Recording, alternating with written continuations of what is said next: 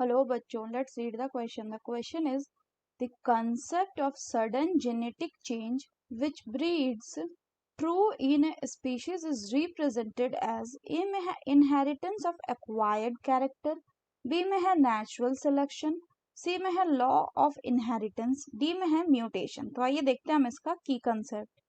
तो बच्चों अगर हम बात करें इसके की कंसेप्ट की, इसका की कंसेप्ट हो जाएगा क्या? It will be sudden genetic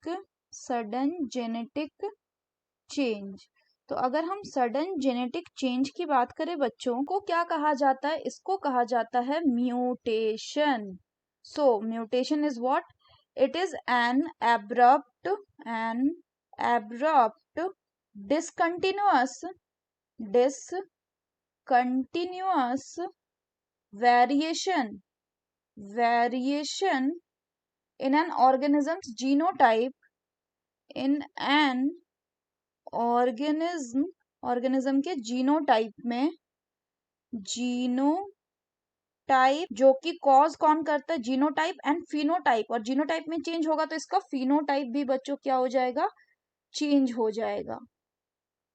तो ये क्यों होता है? This is cause due to the changes in chromosome and genes. तो ये क्या कॉज करता है? अगर फर्दर बात करें तो ये जो म्यूटेशन है बच्चों, इट म्यूटेशन कॉजेज वेरिएशंस. तो अगर हम बात करें बच्चों क्वेश्चन की, तो क्वेश्चन में बोल रहे कंसेप्ट ऑफ सडन, अचानक से जेनेटिक चेंज कौन कर सकता है?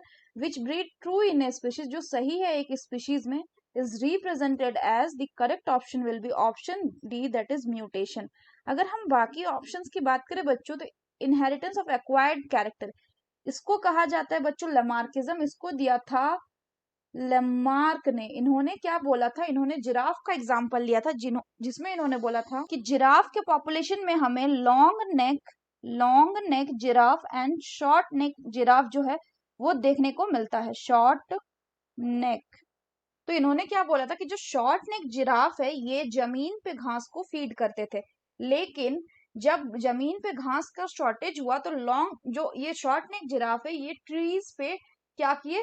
फीड करने लगे, ट्रीज के लीव्स को फीड करने लगे. तो विद टाइम जैसे जैसे इन्होंने अपने नेक का इस्तेमाल किया, ट्रीज की लंबाई होती है तो इनका नेक बढ़ते गया, तो इसको इन्होंने नाम दिया इनहेरिटेंस ऑफ एक्वायर्ड कैरेक्टर, जो कि बाद में गलत साबित हो गया. नेचुरल सिलेक्शन की बात करें बच्चों तो नेचुरल सिलेक्शन यानी the theory of natural selection इसको किसने दिया था? It was given by Darwin.